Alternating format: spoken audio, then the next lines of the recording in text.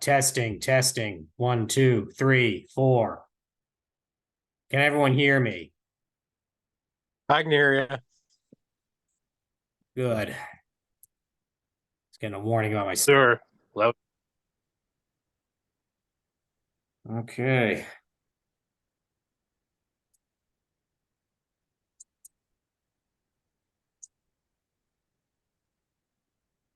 There, all right. Paul, long time no see.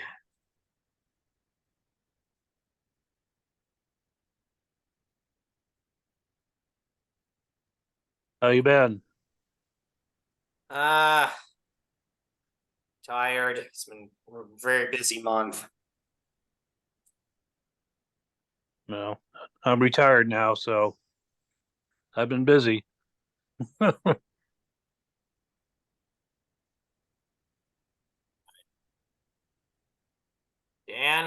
how are you?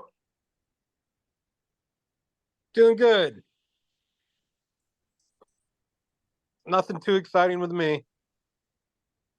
Well, we just had the Eastern Iowa Star Party this past weekend. So, unfortunately, Friday and How'd Saturday. that go? Friday and Saturday were both clouded out, and I couldn't be here. Yeah. And I couldn't be here Sunday because I had to work today. So I don't know what last night was like. Yeah. I saw the weather forecast didn't look good. Hmm. Yeah, you're drought busters. Yeah, they saying they got quite a bit more rain on Saturday than weather forecasters thought we would. They're saying start raining again late tonight. So I guess not too many people are going to stick around here after the meeting to observe.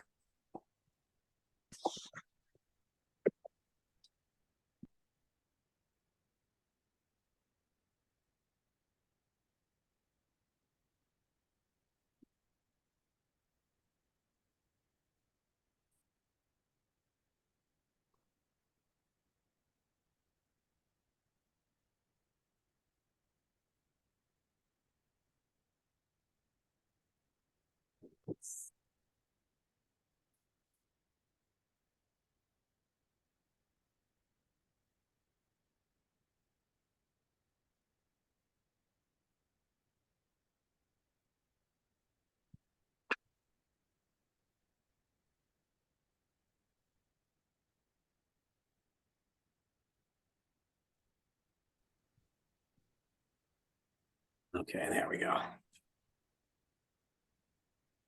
All right. We're recording again, guys, so mind your P's and Q's. Why?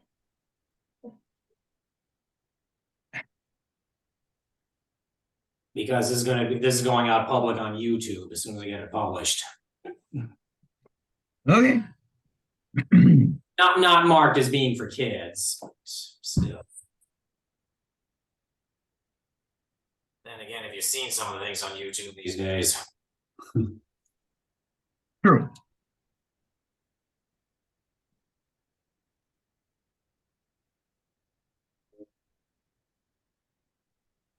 Which is some cases not any worse than what you see in the street.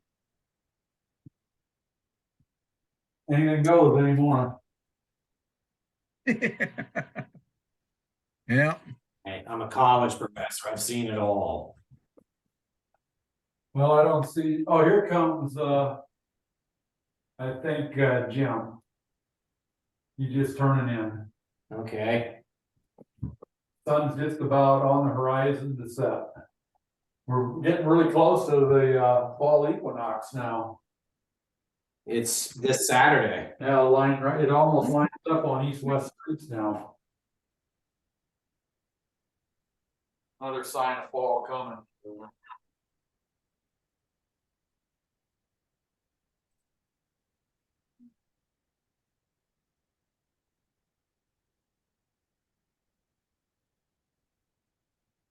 Yeah, and I think he's always tagging a little late.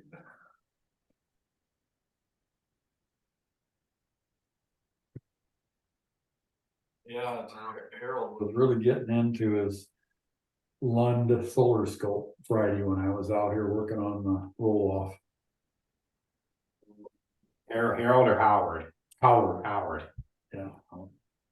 His daughter was with him and their dog.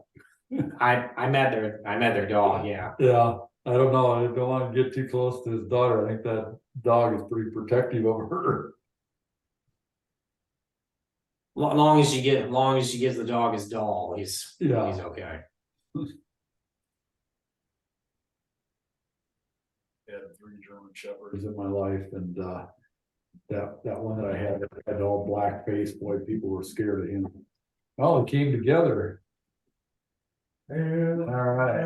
The game's off here.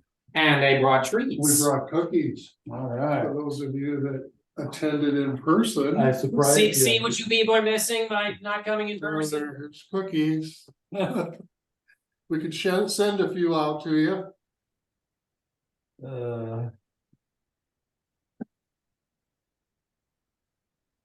Mike, thank you for coming. Yeah, I decided at the last minute to come. I wondered if we let you know if you. Yeah. Yeah. Yeah. So I think everybody's here as far as I know, plan to come. Yeah. 4 of us here and 1, 2, 3, 4, 5, Well, 6, you know, 7 online. 11, what's something like that. 11. So might as well get started. There's Alan and Cecil and Byron, Rusty. I see Susie and Milton and Paul. Unfortunately, that's one old show I never watched, so I'm Really? not up on that. Romper room?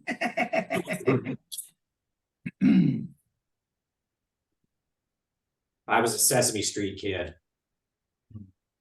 Yeah, romper room was way back, my time. Captain Ernie. Yeah. I remember romper room. Is my microphone working? We can hear you. Oh, Yeah, we hear you. okay, Can you hear us? yes. Okay. All right.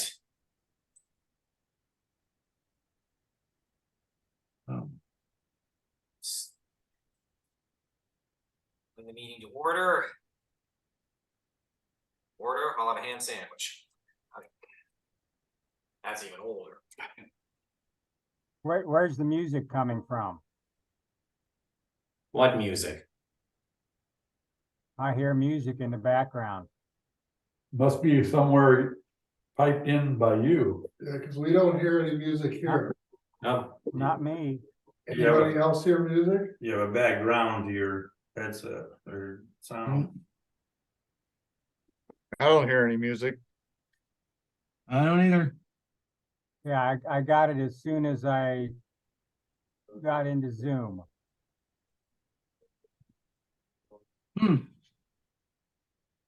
Maybe your Is it good? maybe your browser has another window open. Nope. I don't think so. I'll check. Well, while you're doing that, we'll just start with the prelims here. So we had a public night on September 9th. That went over okay. For that one.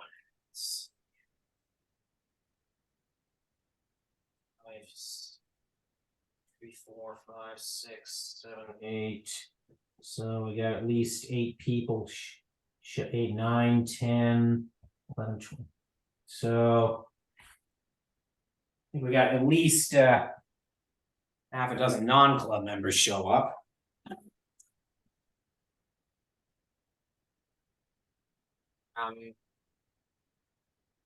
Comments, memories.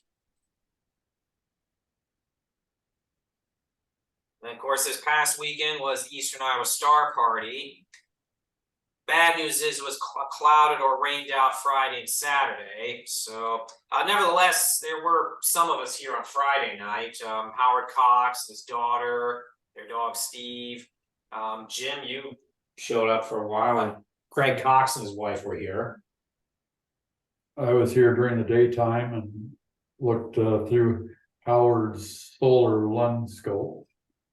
Seen the prominences and everything. It was good. During the daytime, they had something to do between a few clouds that rolled by once in a while. Yes. And well, apparently everyone packed up and left by Saturday, because I was out here Saturday afternoon and everything was gone. Yeah. I think they knew that it wasn't gonna work.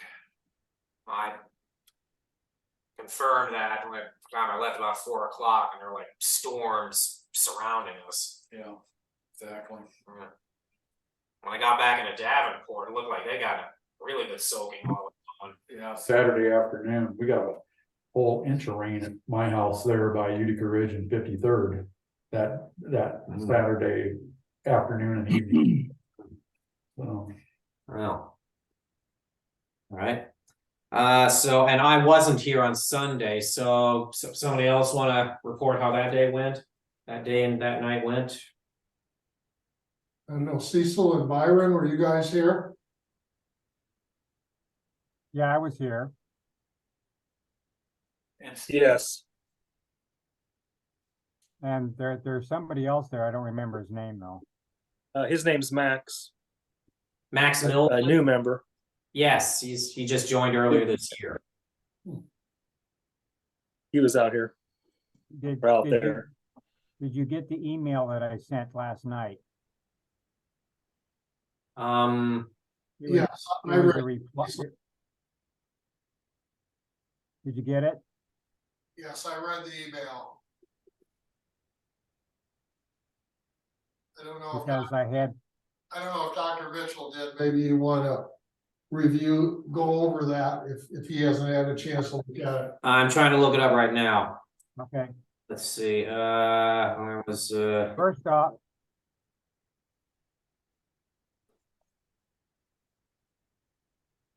did you send it to my MSN email or to my SAU email?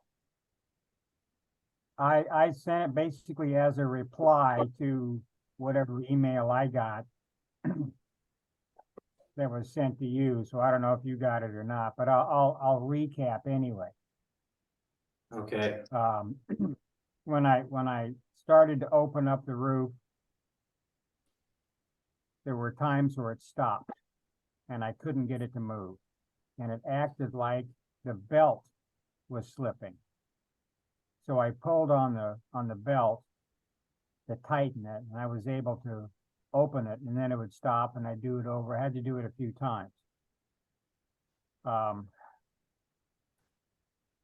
is that the old? When it got dark, Yes, the What? Mickey. There's one spot on the old roll-off roof that always sticks, and I find I have to roll back over it and roll through it again. well, this wasn't a single spot. It was several spots. Anyway, but I did get it open. I wonder When it got when it got dark and I was using the 20, at about 11, maybe 10:30ish, 11:45, the dew was really heavy and it covered the mirror, and I looked at the mirror and it looks really crappy. So I don't know, that mirror may need to be cleaned. Anyway. Yeah. So then I started to, at about a little before 11, close the roof. I was having troubles with it. And when it got just about closed, I don't think it's totally closed, but I think it's closed enough so it's not going to rain in, it simply stopped. I took my flashlight to look what was going on, and there's a pulley that's broken at the bottom. And the rod that goes through that pulley turns I don't know if it's supposed to be connected to a gear, but it turns freely. So there's a problem with that mechanism. And I didn't do anything other than what I've always done. It's just open and close it. But that roof will not open. So somebody's gonna have to check it, check the mechanism. And I'm guessing replace a pulley or whatever. I don't know what else could be wrong, but the roof right now will not open or close. We have time after the meeting. Can we take a quick look Yeah. at it? Yeah, it probably wouldn't hurt to lube that gear mechanism a little too. With time, I don't I know. don't know if it's ever been checked or cleaned or lubed or anything else, but anyway, yeah, take a look at it and you can see something. Like I said, I was at night and it was kind of late for me and I couldn't see everything that was going on with my flashlight that was kind of dying. So anyway, Could be the set it was, screw that's loose on a pulley or something too. Tensioners not tight or something. yeah. But it was pretty clear last night. It was, until the dew got heavy.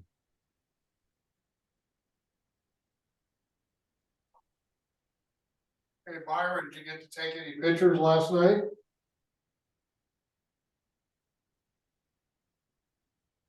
Yes, I got one finished and I'm working on 3 others. Oh, great. Byron's really into it these days, man. He's dedicated, let me tell you.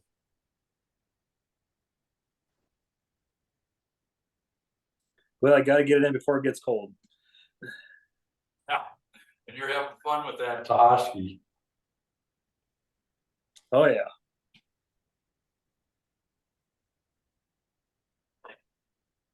Any other thoughts on Eastern Iowa?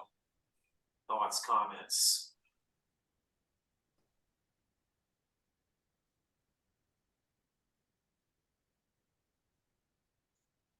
Okay. In addition to another public night scheduled for this coming Saturday, which, by the way, weather forecast not sounding good right now, so don't know what'll happen with that.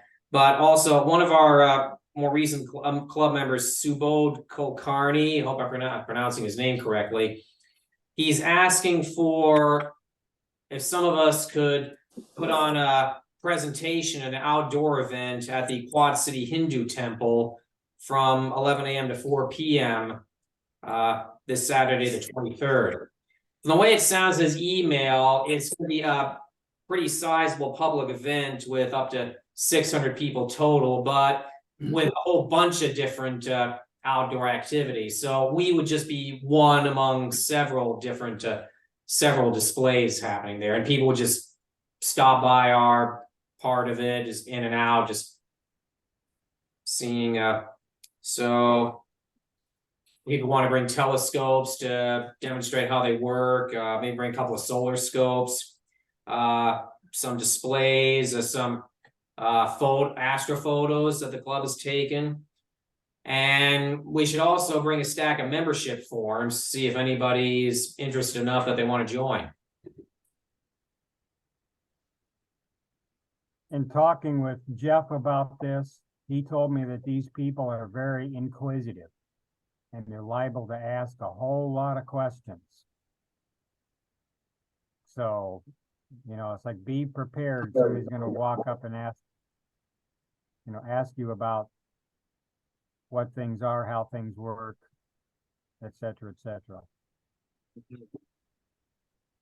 Jeff is thinking we should have at least 4 members there if we're going to pull this off. I think he said he could. Did he say he could come?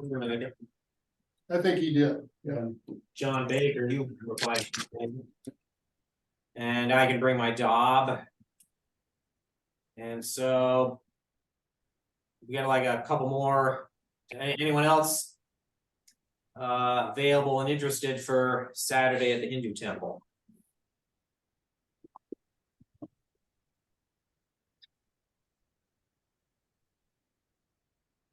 Was that the 30th? 23rd. It's this Saturday. Okay.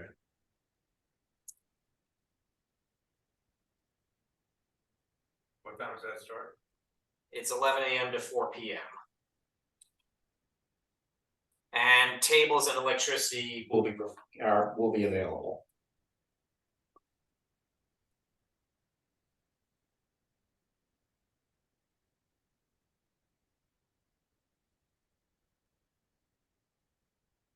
Tables are available. I'm thinking I could bring my planet globes.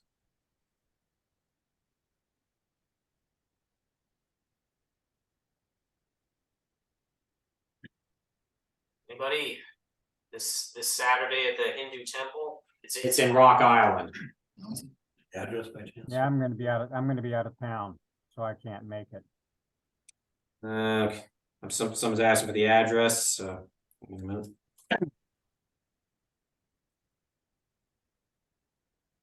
Address 9801 14th Street West, Rock Island.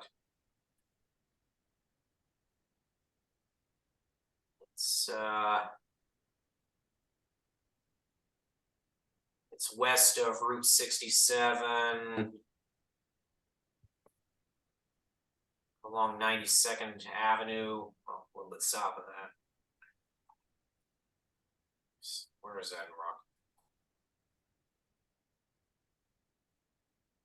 South of the Rock River. So yeah, you have to go. So it's actually past Milan,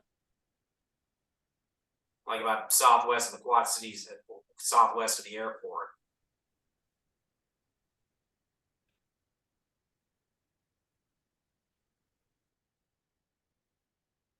If you don't feel like answering now, you can send an email to the club board. Let them know. Let them know one way or the other.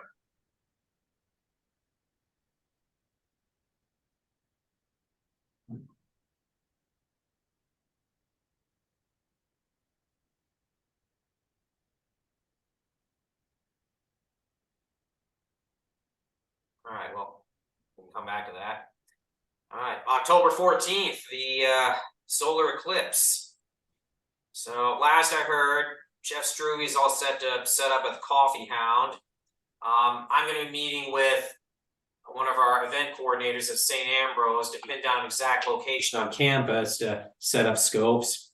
And both of us would welcome any other volunteers who want to help us out, or if you want to set up your own scopes in another part of the Quad Cities.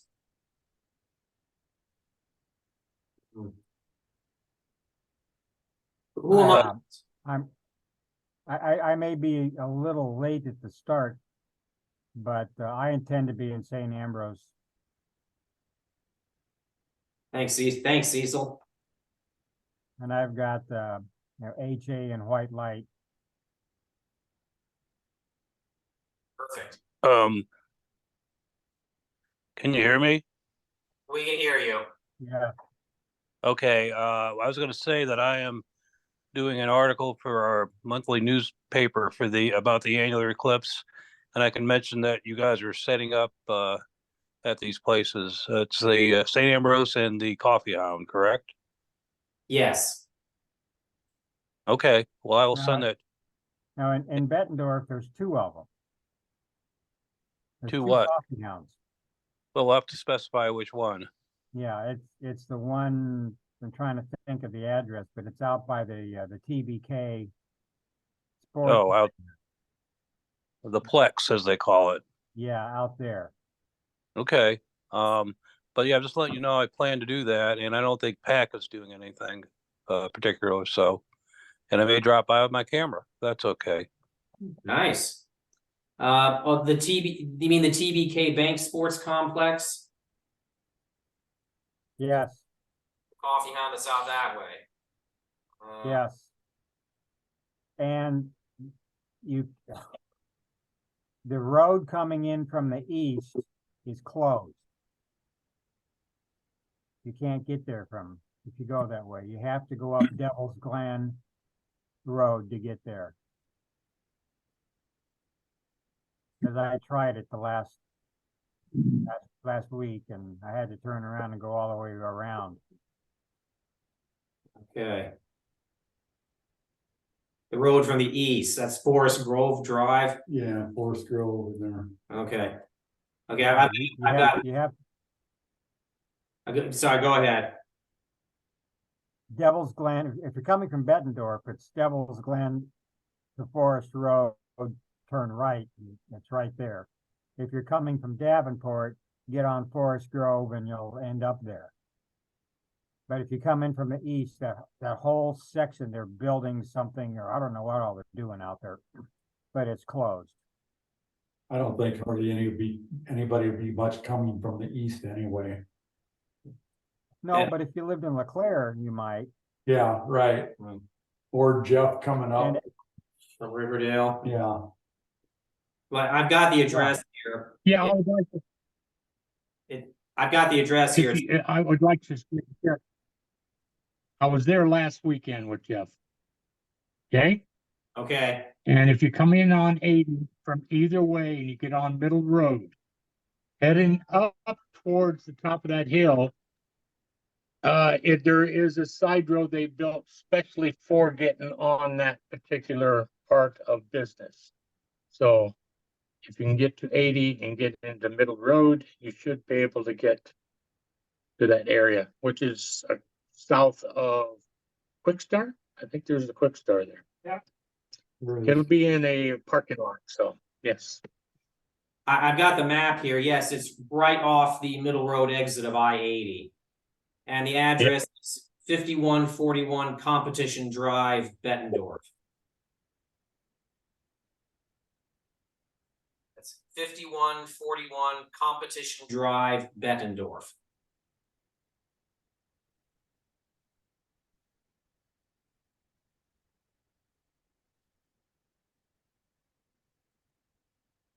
What time does the eco start? Jeff and I were talking about starting our setup at 10:30 and ending at 1:30.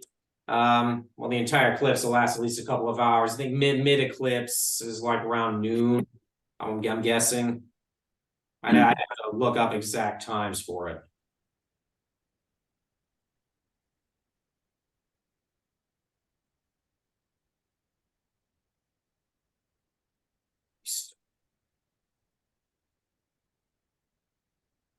Okay, eclipse is in Davenport, Iowa. Begins Saturday at 10:32 a.m.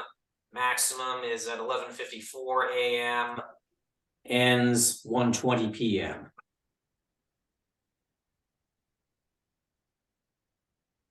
Everybody got that?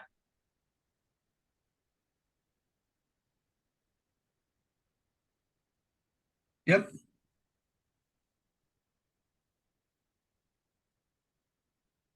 Any good.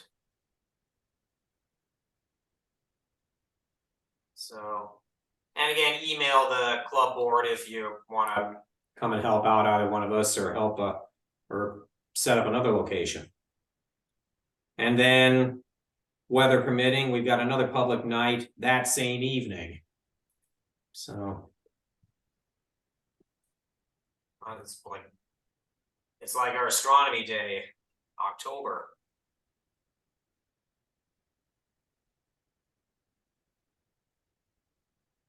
So good. All right. And then October 19th, the Women's Outdoor Club wants a private event out here at the observatory. They contacted me directly, so I'll be taking point on that one. It's not like there'd be no more than 15 members coming. Still, if anybody's free to help me out that night, I'd greatly appreciate it. That's a Thursday night. They decided to go with what's the date again? October 19th.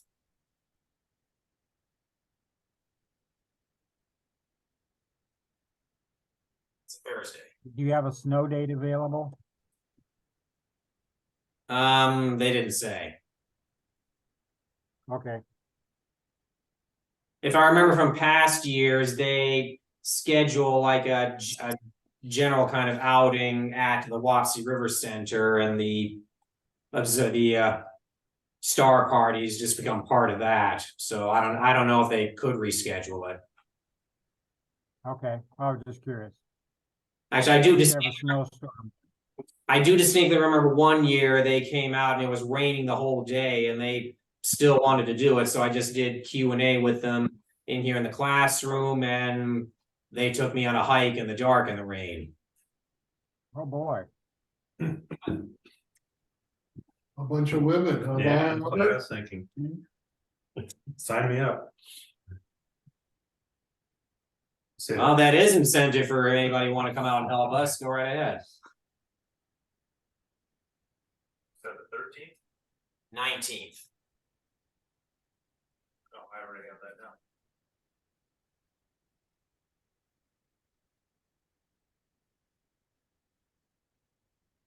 And finally, it's probably about time to start talking about our annual dinner. That's our annual dinner in which we do the elections for next year's board members. The dinner is on Monday, November 20th, which is normally the day of our monthly meeting. So the board will be getting together soon to decide on a location, restaurant. I don't know if this is ready for general membership, but in past years, most of the time we went to the was the Royal Dynasty Buffet. Dynasty. The Royal Dynasty, potato. And that seemed to go over pretty well.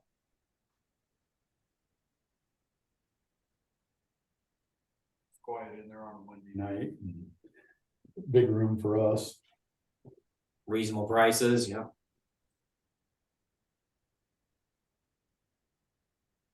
And yes, and a big part of that dinner is the elections. So we will be bringing up the elections later on in tonight's meeting. In the meantime, as I say, the board will start working on start discussing making arrangements and reservations. Does anyone have any comments?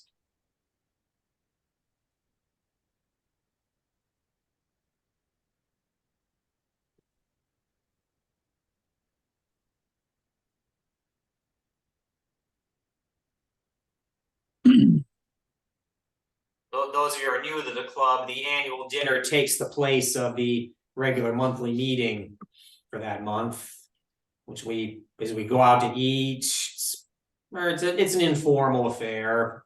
We sometimes took a little time out of it to do a little bit of club business and the elections.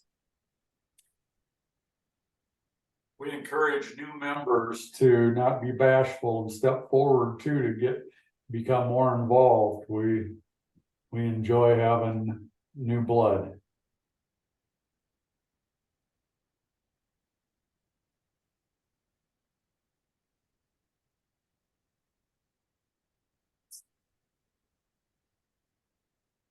New blood to get our old blood re-stimulated. Yeah.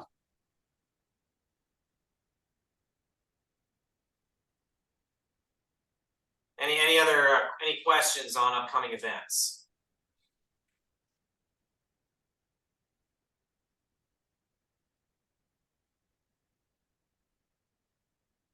And those of us who are here in person can actually hear crickets now. I think one of them must have gotten inside the classroom Friday. I could hear it clear as day. All right. Well, this long drought seems to be ending, so I guess somebody must have bought new gear recently.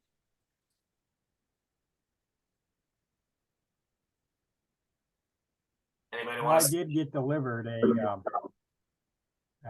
Ioptron AXM Pro, which is alt azimuth,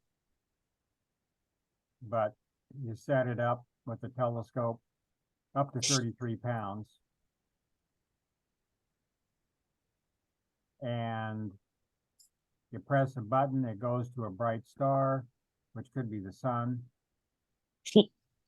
And you basically agree with the computer what it is, and then you tell it where to go and it'll go, and you don't have to do any polar alignment or anything else.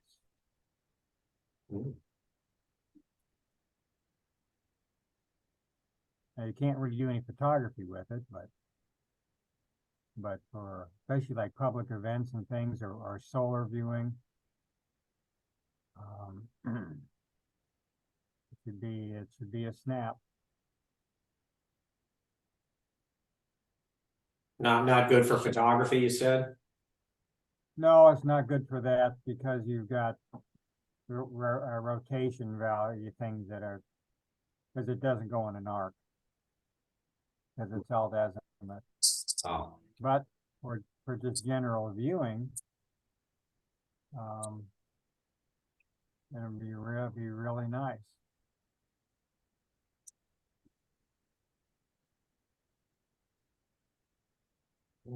And to make things more complicated, I tried to use my old laptop to use Stellar View because you can control this mount with Stellar View or Stellarium. And I've only got 20 minutes on the battery, so I had to buy a new computer. So I'm sure that'll screw things up too when it comes to weather.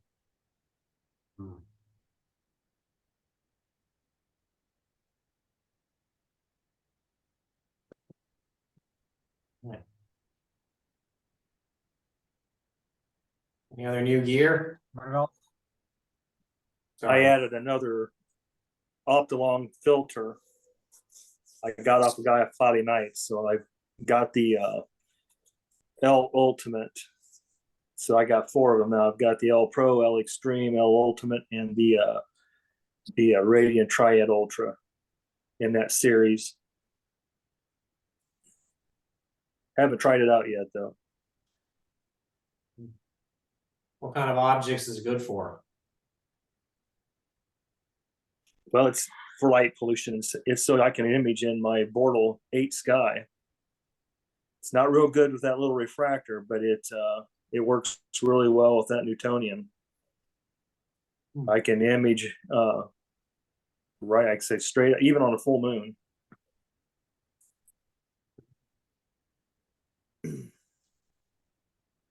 A lot of these pictures I've been sending out before recently have been like the North American Nebula and the Pelican that was taken in my backyard.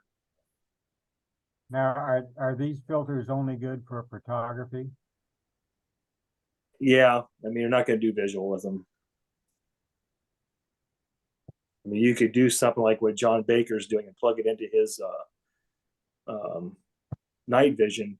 And that would probably pop up, but he'd probably need the 1 1/4 version of it to see the nebula, because it only allows certain narrow bands of of light through to stop the light that you don't want coming through. But they're very effective.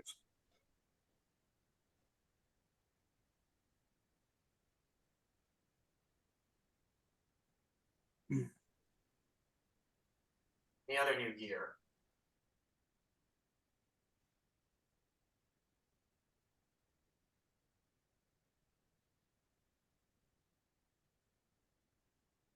Anyone looking to sell gear? Well, I do have some equipment I can sell. I have a couple of people that have been interested in my C-Gem mount, but nobody's jumped on it yet. It's a heck of a deal. My Solar Quest, which is only for solar viewing, and for a small telescope, it works great.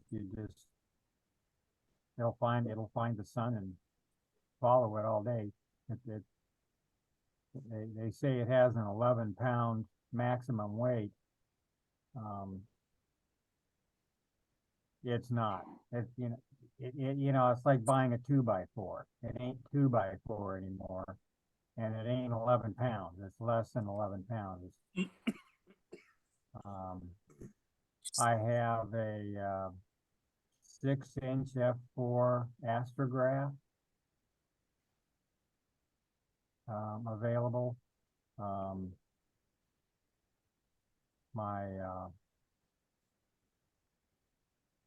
I've got an ASI Sky Pro that I probably will never use, which is brand new. So, I've got some things out there that if anybody's interested in, just give me a holler.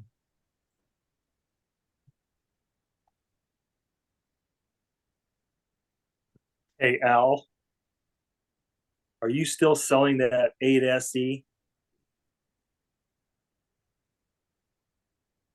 Yeah, I think we are, but Dan Cusack has said he'd like to take a shot at whether or not he wants to buy it or not. So I'm going to let him take a look at it. And if he doesn't want it, then we could open it up to somebody else. But that's a nice scope. I've tested it. It works. And that's a F10. Right. It's pretty good. It's not a lot different than the bigger scopes we have, except it's a lot easier to handle. Yeah, I just mentioned it to Max last night that you guys were selling one. I wanted to check to see if it was available and how much, but Yeah. if Dan's got his first dibs, we won't worry about it. Yeah, we'll see what happens there if he jumps on it. If he doesn't, then we can open it up to somebody else. I've got quite a few scopes here but they've been donated to PAC, so I'm gonna open those up to PAC members first. And if nobody wants it, then maybe we can let somebody else take a look at it. Okay.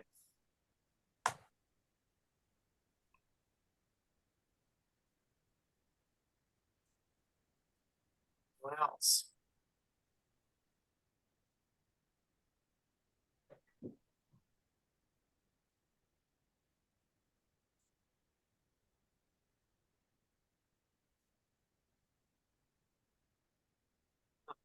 Anyone got any photos to share?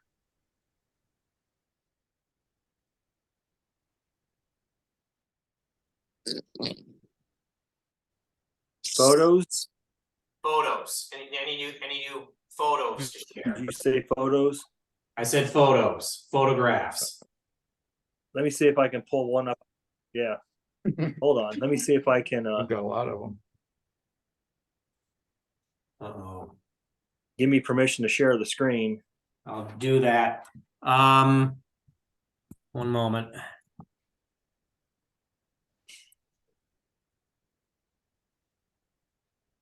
How's that? Okay, let me pull it up.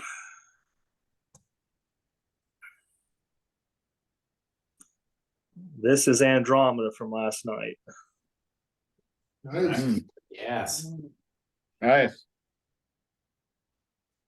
I'm working on the California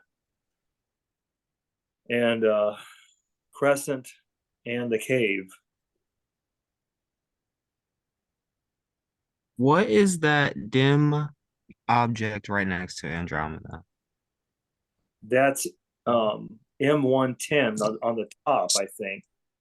On the top. There's another galaxy down. What's that? Let me see my. Okay. Can everyone see my cursor here? Yeah. Okay, so that's M32, and that's M110.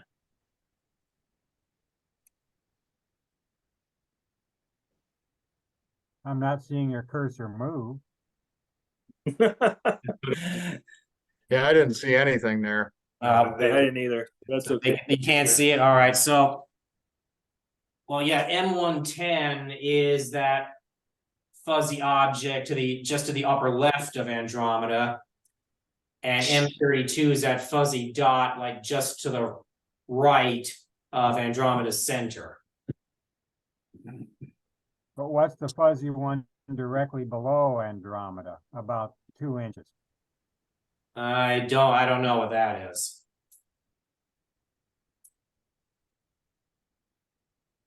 Yeah, there's one way, quite a ways away from it.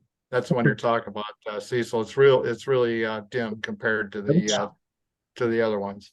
Yeah, Looks like a blue star.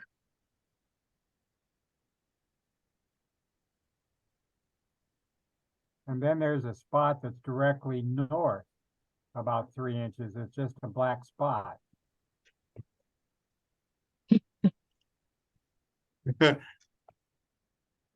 No idea.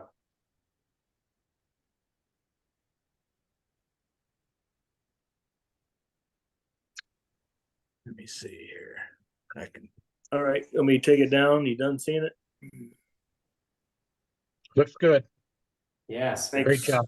Beautiful.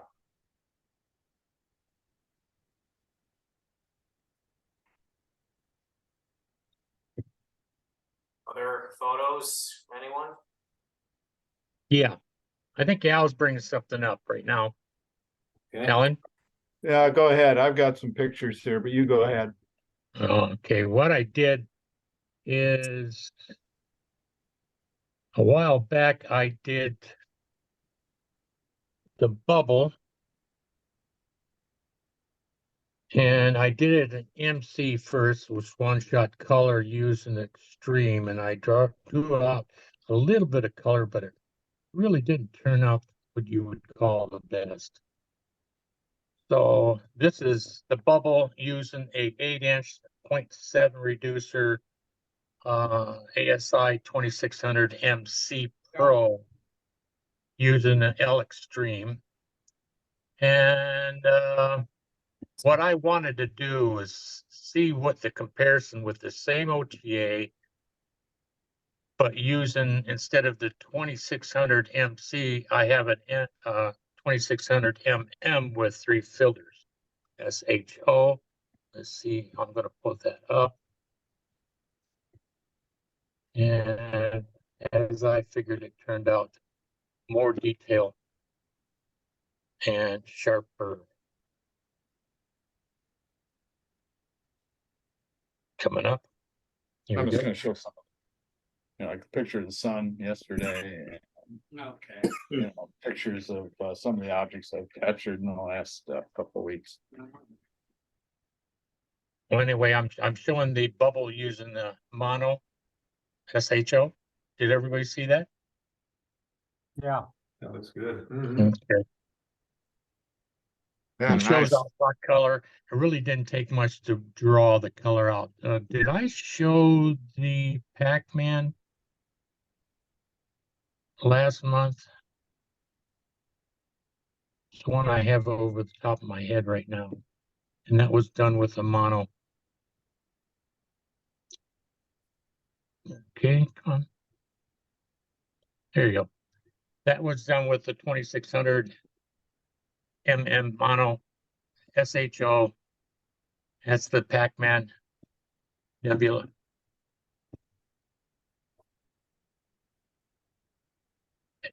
Everybody see it? Yeah, it doesn't look like a Pac-Man though.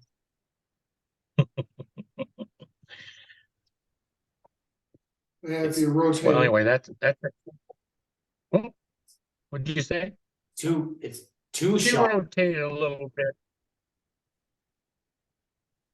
I think the last one I did recently was the Heart and Soul Nebula. And that was done with a mono. I'm finding out the mono you can bring in a lot of more detail and color out.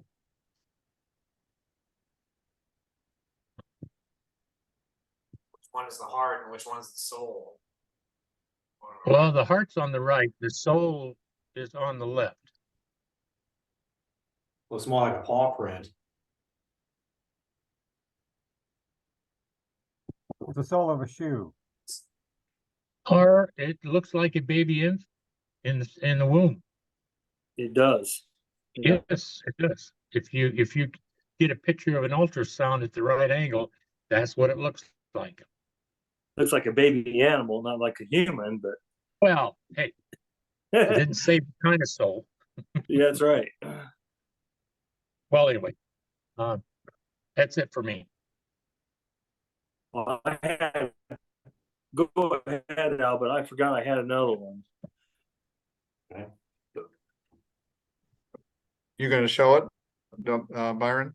Well, go ahead. You go ahead, but I remembered another one.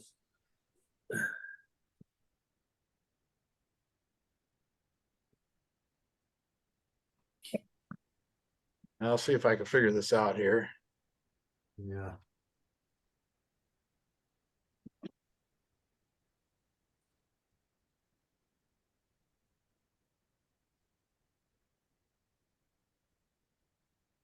So this was a picture of the sun yesterday. Can you see that? Mm-hmm. Yes. Yes. So this was just taken with an ETX 90 and a solar filter. So 90 millimeter Maxwell Cassegrain telescope. There's some nice sunspots. They're not real big, but there's quite a few of them. I don't know if I can make that any bigger or not. And you can see there's a couple over here on the one side, and then there's nice grouping in the center, and one up here on the right. And it looks like there's some white spots there too. So the sun's pretty interesting right now.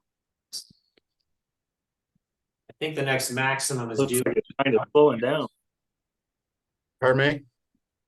So it looks like it's kind of slowing down on sunspots, and unless the other side's more active. Yeah, I don't know what's on the other side. I guess I haven't been following it religiously day to day like I should be, but been pretty busy with another little program I've been working on too, and I'll show you some of those results. Actually, that picture of the sun was taken yesterday at the Butterworth Education Center in Moline. I think the They next. had I think the pardon next. Yeah, I think the next maximum is due in 2025. I think there's okay. and I think there's a time lag, so he keeps stepping on each other's lines. Yeah. What I've been working on here recently is an astronomically observing program that's called Two in the View. And so the goal is to target objects that you can see simultaneously in the same field of view. And I've been trying to do it photographically.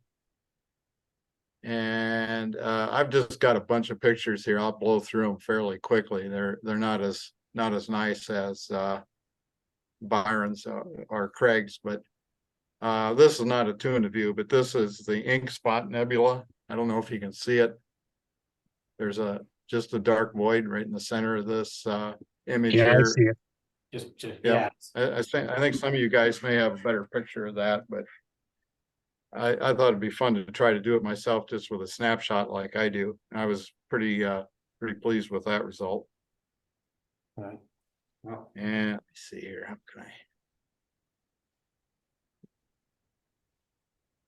can I get that to advance? I guess I gotta. Hit the right arrow. Oh, okay, this was out at the observatory. I don't remember exactly what day this was, but there's a group of us out there.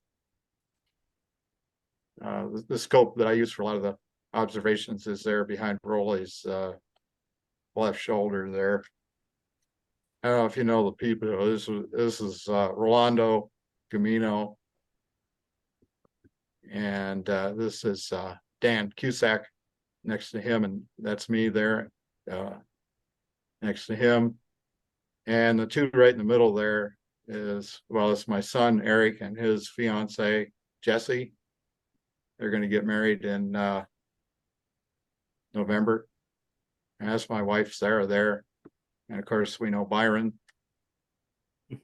And then we got Waylon Bauer there.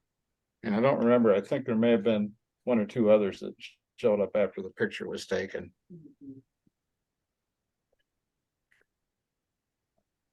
Guess I gotta put down here. There's got another one here. Ah, okay. Well, this is another one. These are just kind of random shots, but this is the comet. What's the name of it? Nishimura. Nishimura. Yeah, it's Comet Nishimura. I think this was taken maybe around the 8th of September, something like that. It was an early morning object. And I got up, and the light pollution from the moon was pretty bad. There was a lot of light pollution in the sky as well. I could not see the comet visually, but punched in the coordinates into the telescope, and it went right to it, and there it was. I could see it visually in the field of view with an eyepiece, but when I put the camera on there, you can actually see the green color. You can see a faint tail there too. So this is the best comet we've had this year.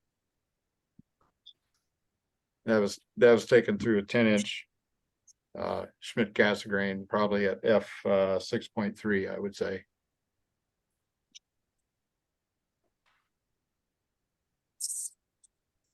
There's another group picture, and some of the same people are in this. This is Mike Donatch. He's a new member to PAC, and Steve Sinkson.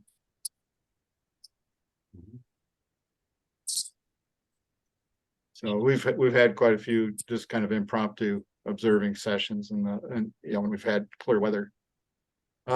Some of these, there's a wild duck cluster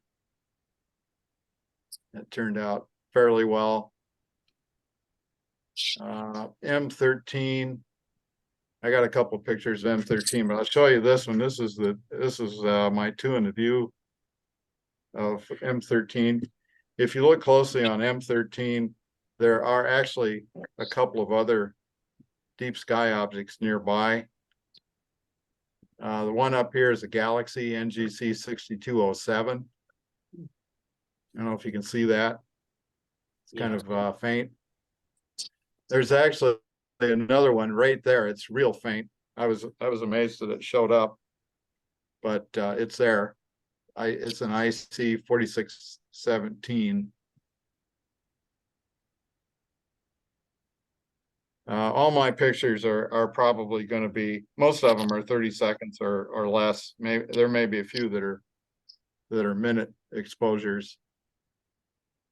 The ones that I've attempted to do on the wedge, I get a little better results. Here's another one here. This was just taken with a telephoto lens at 400 millimeters. You see M17 and M18 in the picture there. So it's a pretty wide field of view. There's a lot of star action in that picture. It's nice. Let's see. Well, there's another view of it through the telescope. These aren't going to win any photo contests, I know, Byron, but here's M22. I can't resist M22. It's one of my favorites. M52 and some NGC, a couple other NGC objects out there, and I don't remember precisely where they are. Here, this is okay. Here's M52, and then out in here is NGC 7635, and then way down here on the right, lower right, is a star cluster. It's an open cluster called NGC 7510. If you enlarge it, it looks like a you got to use your imagination. Let's see here. How do I enlarge it now? Can't get it to enlarge. If you look at that one, why can't I get that to enlarge? Let's see here. Here.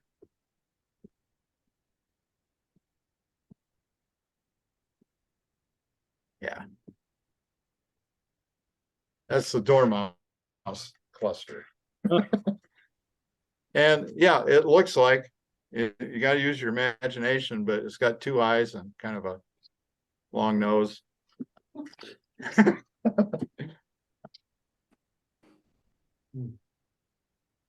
So that's maybe a little more fun kind of thing. Here's okay, I like this one too. This was just one that I was curious what would happen with the telephoto lens. Here is the Ring Nebula right there in the center, right in dead center is the Ring Nebula. I don't know if you can see it there. I can. Yes, I can see it. Yeah, there you can see it.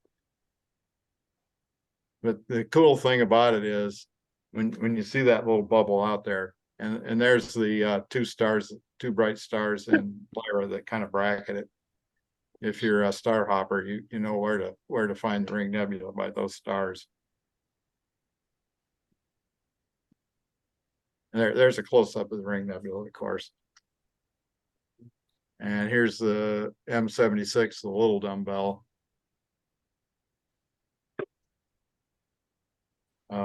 I can't resist taking shots of Neptune when it's available. And you got Triton there too.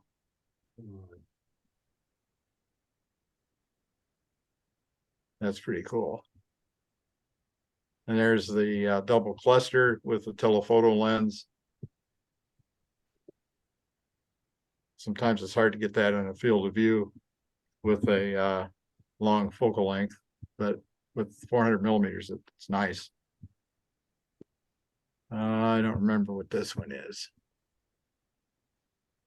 A couple of clusters, I guess. There's a couple of clusters there too.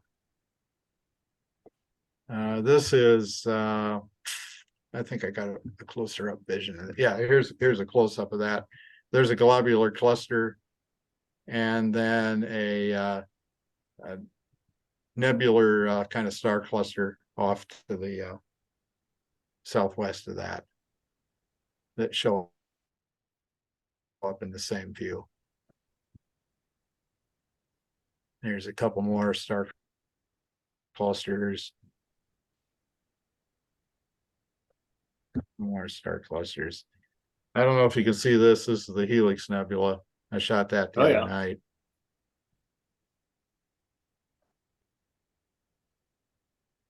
That's what you get with a 30-second time exposure. I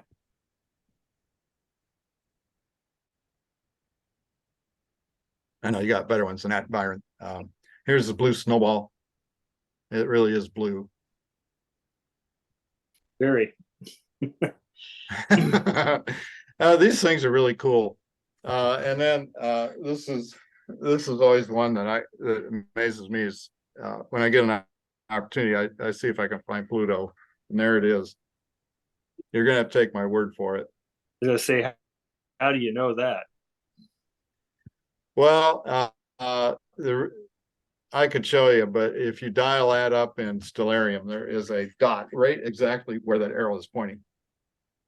And the only way I could prove it, I haven't followed up on it, but if I shot that same piece of sky again, you would see that little dot has moved. And I've done that in the past. I've got pictures from a couple of years ago where I did that. And if you get the pictures, if you get the slides lined up perfectly, you can bop it, back and forth between the two, and you can see that little star move. And it moves by the correct amount too. That's the only way you can prove it. And I'm sorry, I can't prove it to you conclusively just from this one image, but Stellarium agrees with my shot there. So I'm saying it's good. You can challenge me. There's my Saturn from the other night. And that's a video. It's actually a video image that was stacked. So that's the only one that I've kind of played around with stacking with. But if you zoom in, don't zoom in too much. It looks pretty nice. Saturn's really good right now. If you guys want to go out and just even visually look at it, I mean, it's really amazing. And the moons, there's a lot of action going on there with the moons. It's good. It's a good test for your eye as well as your imaging. If you want to get some of these faint moons, it's kind of tough because the planet is so bright compared to the moons.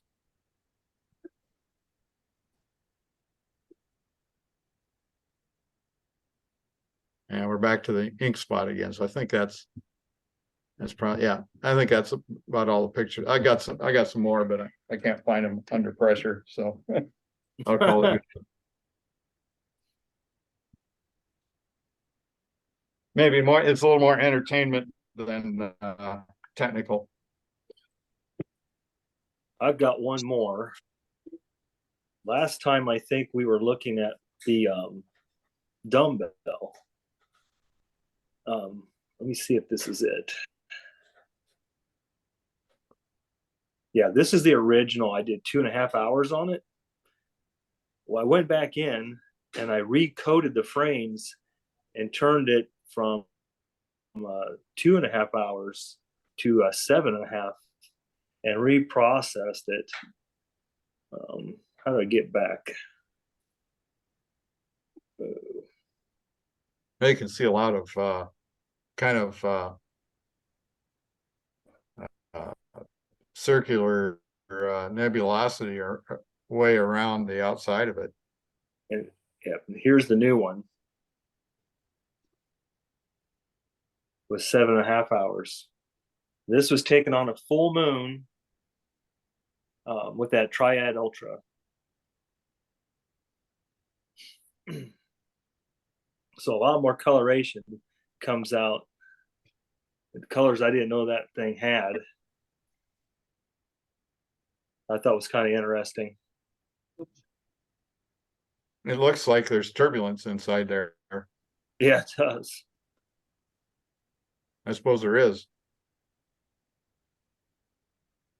But yeah, just playing around with different ideas with the processing. Did I ever show you guys the this is the other one that I did in the with a full the dark shark. I did this out at Minky. That might be the one it's overexposed a little bit. Let me do another one.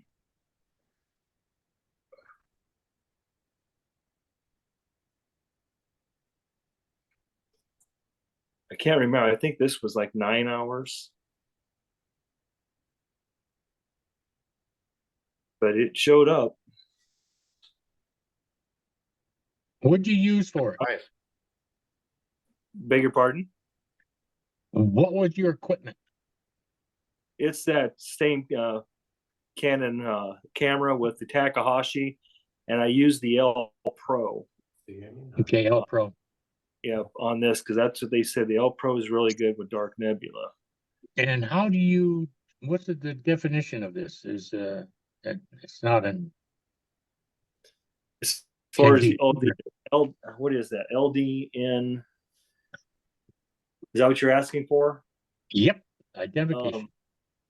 Let's see. I gotta look it up. Tons of stars in that picture. Let's see. Dark Shark.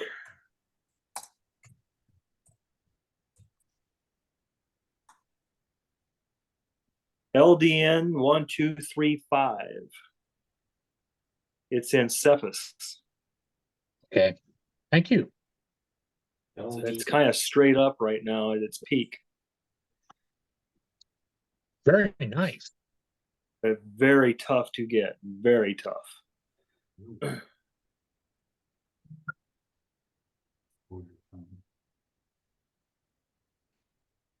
Yeah, that was the one I took the picture of about a year ago, Byron. Yep.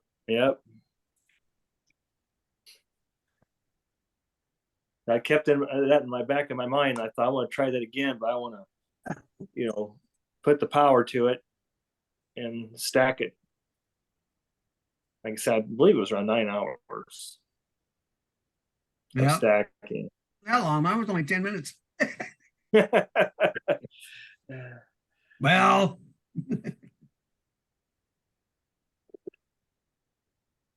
The only other one I would have is that, I don't know if I showed, this is another one I got with in town, with that filter. And I used the Takahashi on this to get out both of them in there, but I can't remember. I don't think this was maybe 3 hours.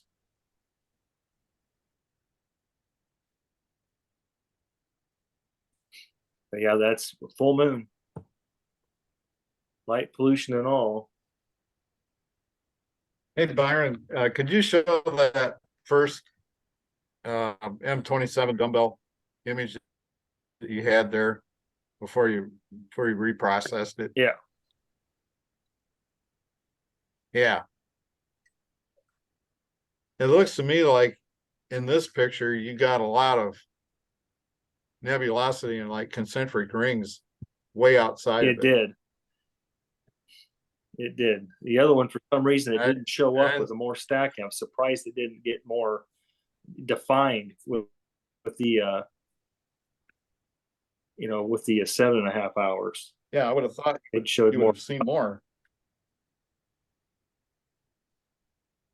But I think the difference was one I did in APP and the other one I did in Cyril. I can't remember which one was I did first, but they both have they seem to process a little differently. Mm-hmm. They're both really, really nice. It just it's kind of an art form. Yeah, it is. You're so used to seeing what looks like a half-eaten apple, and then all of a sudden you stack it for a while and pull that up, and say, that doesn't look anything like it. I wasn't prepared for that. That's all I've got. Nice. Very nice. Anyone else?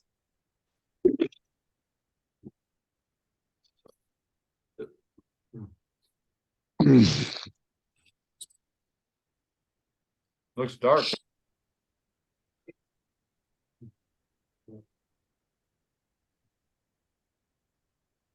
Yeah. Happened. No more photos. Could be lights back on in here, please. I can't see my keyboard. All right. I have latest new. John. Yeah. Forgot to put this on the agenda. Can we get a treasurer's report? No. I haven't been able to see the statements since I became treasurer, so we really need to get together with Sam and Jeff to. yeah. Well, I can report one thing. We got $10 in donations during Eastern Iowa. We'll deposit those at our earliest convenience.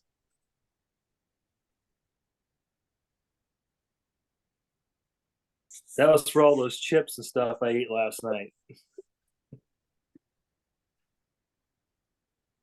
And I'm glad somebody was eating them. Yeah. Speaking of which, any in-person attendees, they want to take some of it home, go right ahead.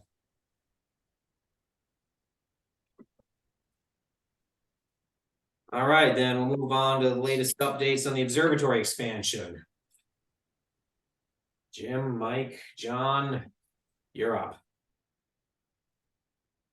I put some time in the last couple of weeks, just doing oddball things that bring things a little bit farther along until we actually get to Matt, who is continuing to work and assemble the pieces over in his shop and kind of do a dry run. But I took about 7 boxes that John had delivered to his house in the last week and a half or so, and got them over to Matt's place last Thursday night, and he talked about it a lot. I think I finally got out of his shop about 11 o'clock Thursday night, but he's put a lot of effort into this, and he you know, like I said, I never doubt the Beermonts when they do something that's usually right on. And I would say we've got maybe a few parts missing yet, and that we're still hopeful to get it operational this year, and then there'll be always maintenance out here, but at least the bulk of it will be done, and we can start using it. I'm anxious to see Cecil start being able to work on his 30-inch when we get it done, so he can actually open the roof to work on getting the 30-inch going.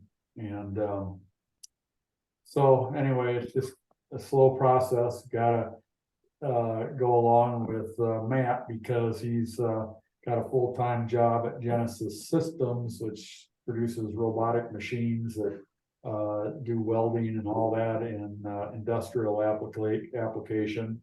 And he's got 2 small children, so he's got to help out in the evenings, and by the time he gets out to the shop, it's 8 o'clock or 7:30, and he even works till 11 or 12. That's quite the workshop out there that they built in the last couple of years. It's big, you can eat off the floor, it's so clean. Jim was over there with me, and he viewed it here about 6 weeks ago when we first introduced the project to Matt, and luckily he accepted it. And it's going to be involved installing it, I'm sure, yet we're still not through it, but I have high hopes that everything works out. Anything, Jim? Oh, just, for a summary, what our vision is that a person will walk into the building, release some mechanical tie downs, and then push a button, hold that button down for about 1.5 minutes, and the roof will be rolled off. And then you reverse that process at the end of the night when you're done observing. So Trying to make it as strong as we can, and as simple as it can be.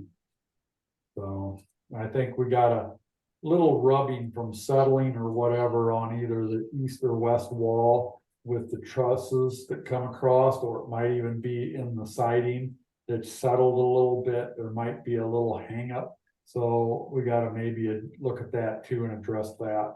I know when Matt was out to the building for the first time 2 or 3 weeks ago, he thought that the trusses, they're good trusses and everything, but they're not, they're pretty much were trusses made to permanently nail down to the top plates, but ours don't nail down to the top plate. Of course, it goes to the 3 2x4s that the casters are attached to the bottom, and there's a lot of moving parts there. So we might have some fine tuning too. We might even get it all done, but this fall, which is my goal, but we may have to take and do even some more additional fine tuning next spring. But once we get the roof operational, we hopefully get back to using telescopes in the building and actually get back to real astronomy work.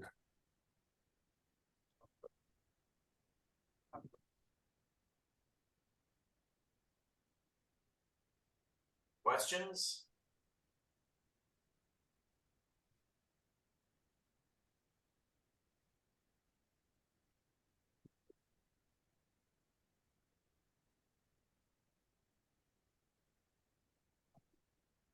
Going once, going twice.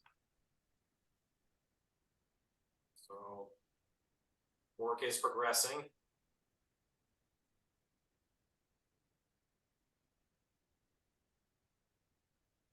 what were you saying in the email about the parts that were needed? Well, he's even making some of the parts and ordering some of the parts himself.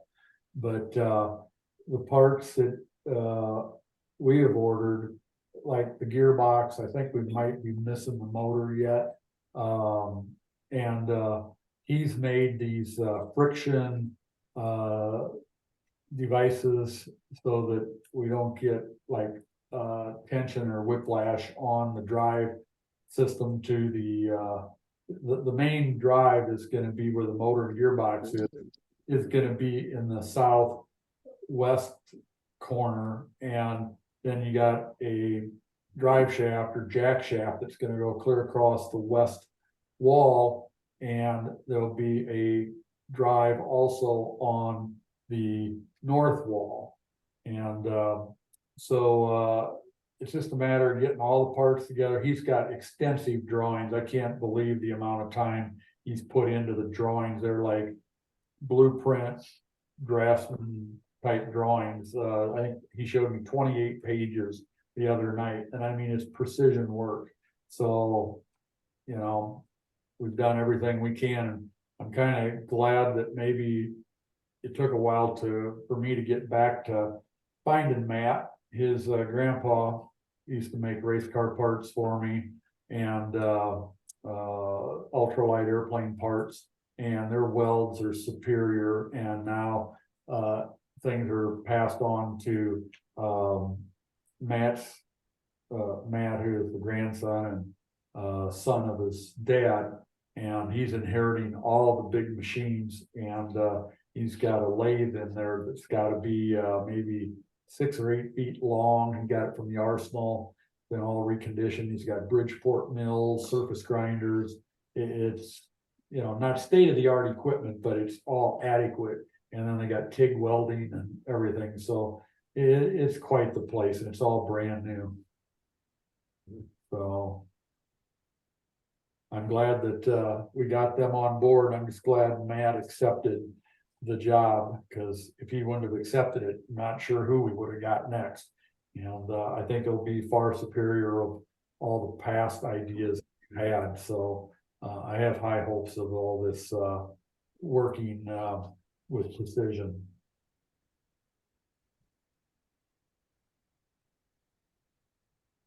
Mike Dannenfeldt's personal endorsement. Any other questions?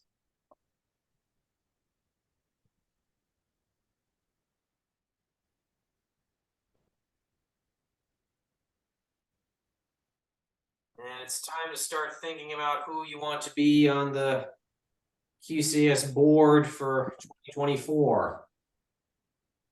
This is my 3rd year as president, so technically I should be stepping down, making room for someone else. According to the bylaws, if nobody wants to, I can stay on for a 4th year, but after 4, that's it. I've got to hand over the reins to someone else. John, you've only been secretary for 1 year, so if you. Jeff, yeah, we're gonna need to get a new secretary if Jeff is gonna be absent from be absent from activities. Jim, how long have you been vice president? I don't remember if it's more than 1 year or not, but not more than 2. So, but if there's anybody from the membership that's interested in running for any of the positions, we would welcome some volunteers. Mm-hmm. We would also welcome some volunteers to form a nominating committee, which now, according to the bylaws, we should have a 3-member nominating committee made up of people who are not planning to run for any board positions. And really, the only responsibilities this committee had is to collect nominations for board positions and put them into a ballot and send them out to the membership 2 weeks before the annual dinner. That's all they have to do.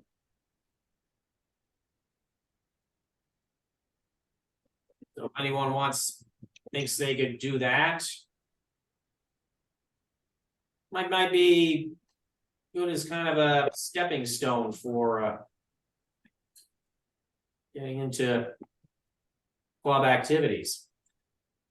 And according to the bylaws, actual board members have to be made up of people who have been members in good standing for at least 1 year.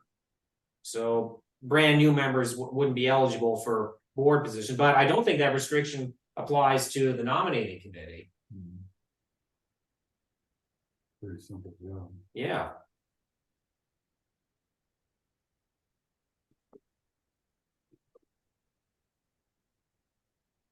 Well, if anyone is interested, then please email the board and let us know. If anyone wants to nominate someone else, email the board and let us know.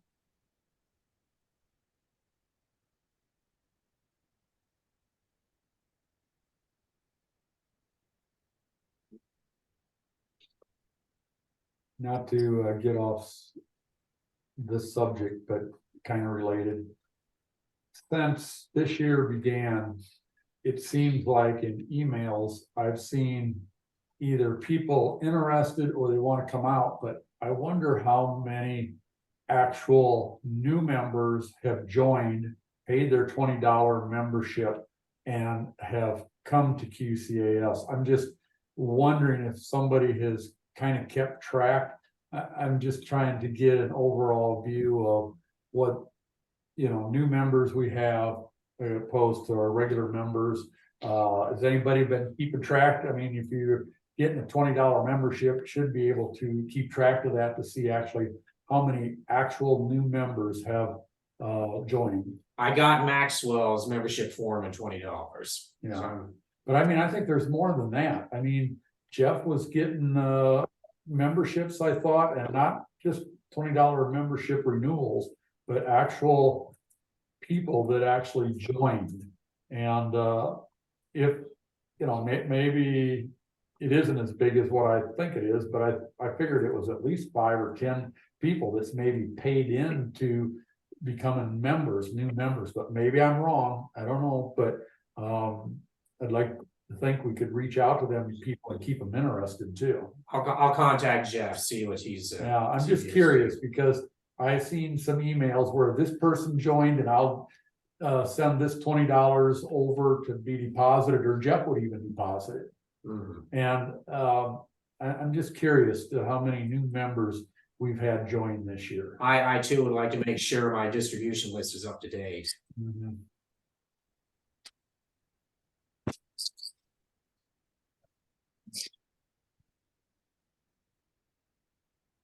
So yes, we'll double check that. Yeah, and I think we should try to keep in touch with these new members and they don't get ignored, because yes, if even to get them to, up to date, to say, watch Facebook so you know what events we have. Definitely come out on nights that are we're out here and participate in the meetings and everything else. We need to keep the membership going and meet these people and welcome them in.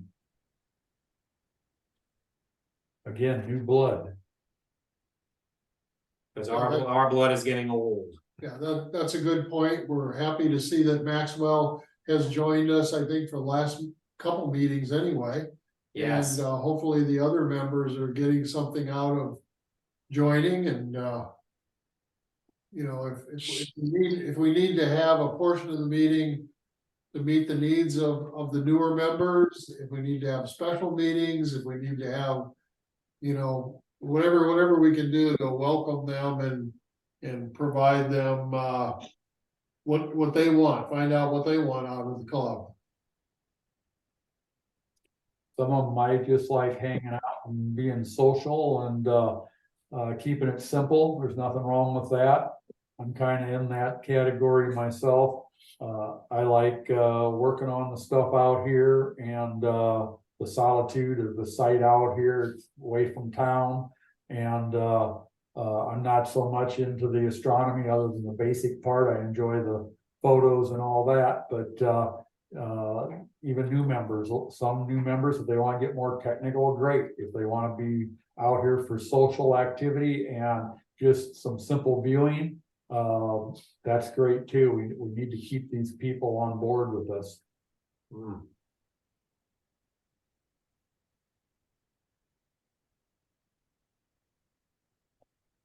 Tell all their friends about us. Right.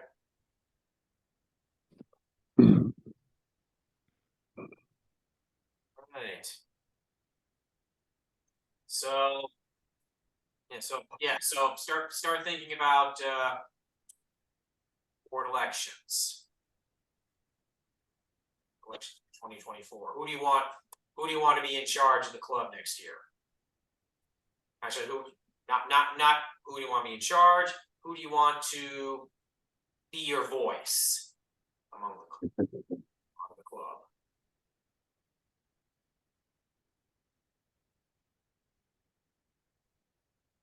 All right. Is there any other business that people want to bring up tonight? Well, Robert, I have a comment. When I do the Eastern Iowa Star Party Friday, and because of lack of clear weather, we had a good time. A few of us sitting around talking. But one of the things that I noticed when I arrived here was a whole bunch of new old telescopes. And so I did some investigation to find out where all these things come from. And I found that Steve VanHyfte had donated a mount. That's a decent model. So, lightweight one. And I know that Jeff had talked in the past that the club had received donations of a Meade ETX and also an LX200. But now there's like 11 telescopes out here.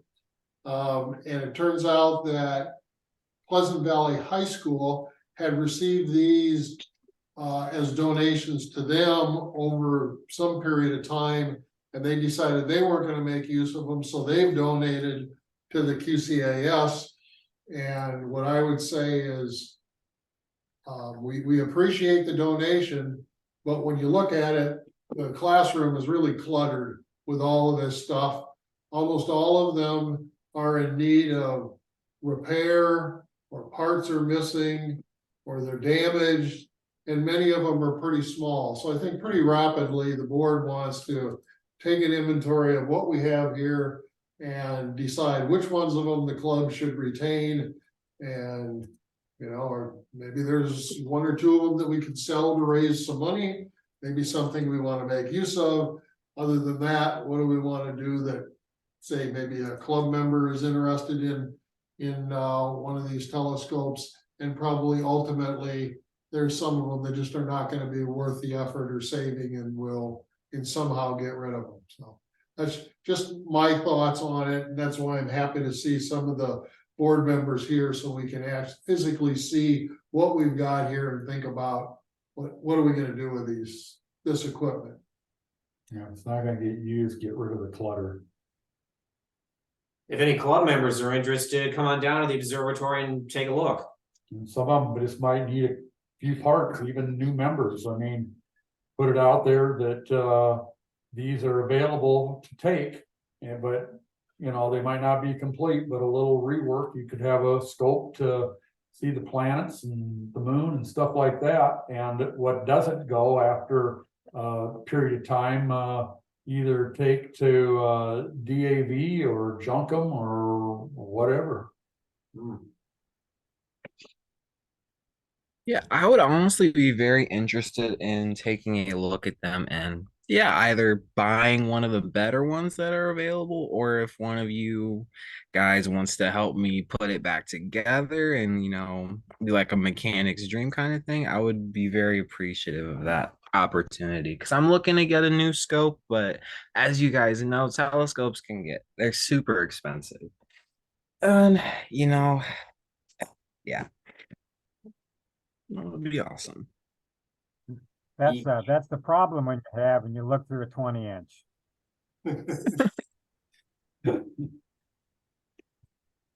Yeah, but it's kind of fun if you have a scope that you might not see very much with deep sky objects, but I have fun just setting my telescope up, maybe in my neighborhood once a year, and kids come by or adults about after dusk, and they start coming around till 10 o'clock, and you can show them a few things. It's kind of fun just to show and tell too, even if it's not only viewing for yourself, but get to know people and so on in the neighborhood. And they might get interested and say, hey, come out to our club for public night or whatever. Yeah. So, Okay, yeah, If you don't be bashful, come on out. We'll on a public night or whatever. We got a couple of events yet left, so we'd like to Yeah. move some of this stuff.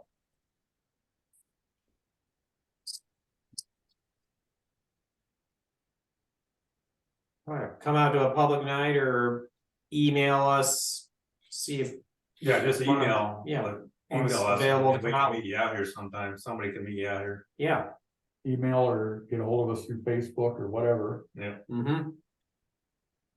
Yeah, I'll just show up early to the next public night. When is that this next upcoming Saturday? There's another one. The next public night is this coming Saturday, yes. Although the weather is kind Yeah, I might show up a little early if you yeah, these clouds have been horrible. That's or is it always like this in fall, or is it just like a now kind of thing where it's cloudy on like Whatever. Yeah. It's fine. Welcome to Iowa weather. It's like scheduling a car wash or a picnic. It's been a bad 2 years. yeah, October can be a pretty good month, but once you get into November and December, probably gonna deteriorate. The odds are less likely to have clear weather. Mhm. And it gets pretty cold out. But or you come out here during one Does of the anybody know? regular meetings too. Yeah. Like the next one will be in October, but then our next one is at the Wherever we're having our annual dinner. yeah. Again, That mead there on the floor? Anybody know if that's got a hand controller for it? The LX 200, Yes. it does not have a hand control. Okay, because Max and I were looking at that the other night. I think that would be ideal for him to have. I don't know what the plans for the club are for it. Yeah, that's probably But that's all the telescopes that are here, that's probably the most desirable one. Unfortunately, without the hand, we need to, find a hand control to be able to find out if the mount works. The corrector plate has had water on it. I don't know if you looked at that. Power supply is missing, cover's missing. Yeah. So, there's a number of deficiencies there that we need to work through to see if we can get it operational. Then there's the ETX also. But I think one of the club members took a look at that and wasn't successful at getting it to work. That doesn't mean that we won't be able to get it to work, but that was just the first attempt that the mount didn't seem to be working.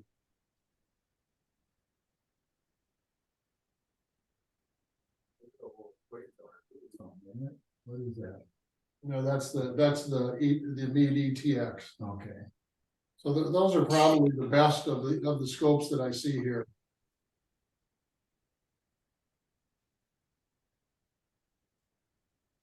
Hey, Jim, Yes, were sir. you going to give your hand controller from, a try there from your LX 600 and see if that would I get did- that scope to work that?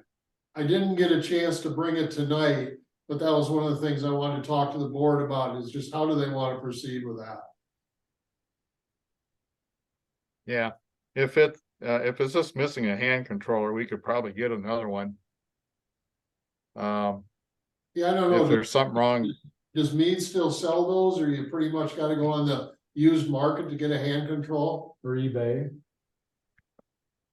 yeah, I would you know, and I saw you wrote a note to John McGill already, but I would probably ask him if he's got one laying around there that he would sell. Yeah, okay. But I'd like to know if that Yeah, well, if it's just 2 years if it works.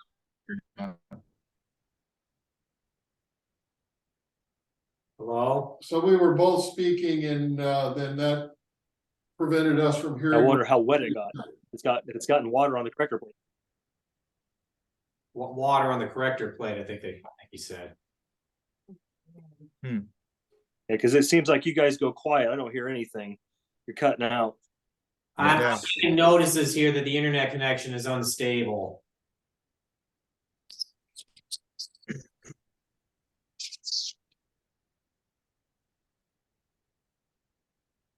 Well, you know, I think the corrector plate could be cleaned. If it's just got some water spots on it, I think we can successfully clean that. Yeah. And if there's anything inside of it, you know, we can clean that out too if we need to, but I'd prefer not to go into it unless we need to.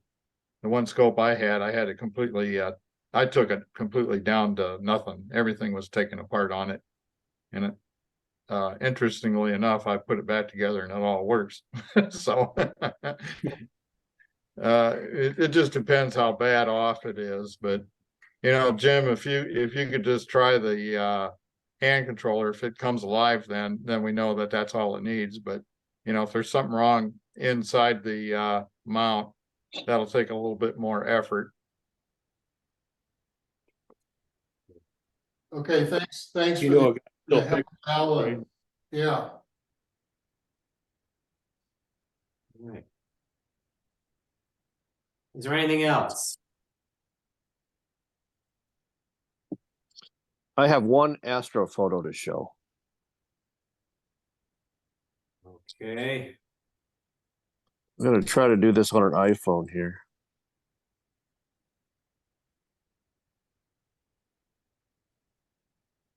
Hold on a second. I guess that didn't work. Does that work? Saw something. We're not seeing anything.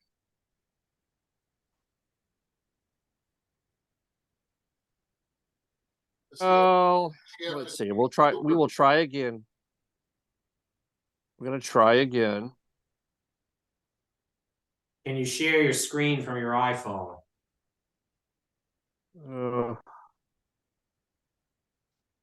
That doesn't work either. I might have.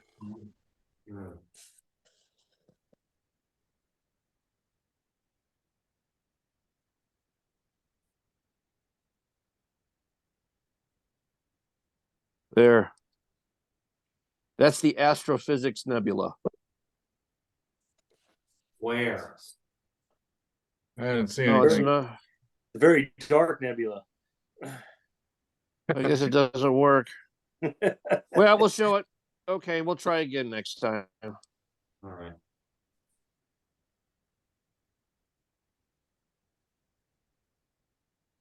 All right. Doesn't work. Okay. Right. Well, our next board meeting is October 4th. Our next general meeting is October 16th here at Menke again.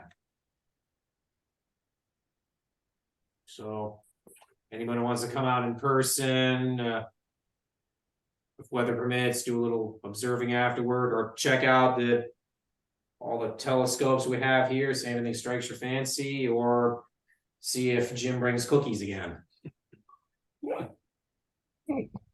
okay, good to see everybody. All right, so Have a good night. do we have a motion to adjourn the meeting? So moved. That's, I think Cecil. Cecil moves. Anyone second? A second. Who It's been second? good. Byron? Bill. Milt, okay.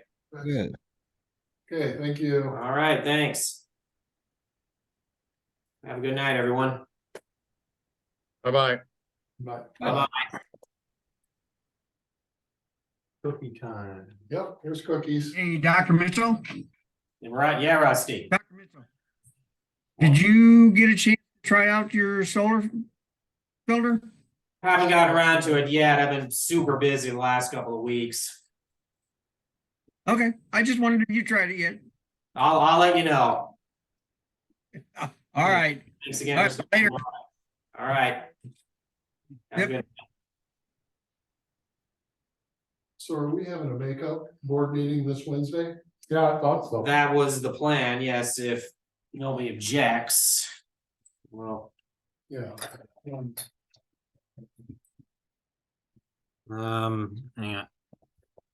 I think Dan may have left, so I'll stop it for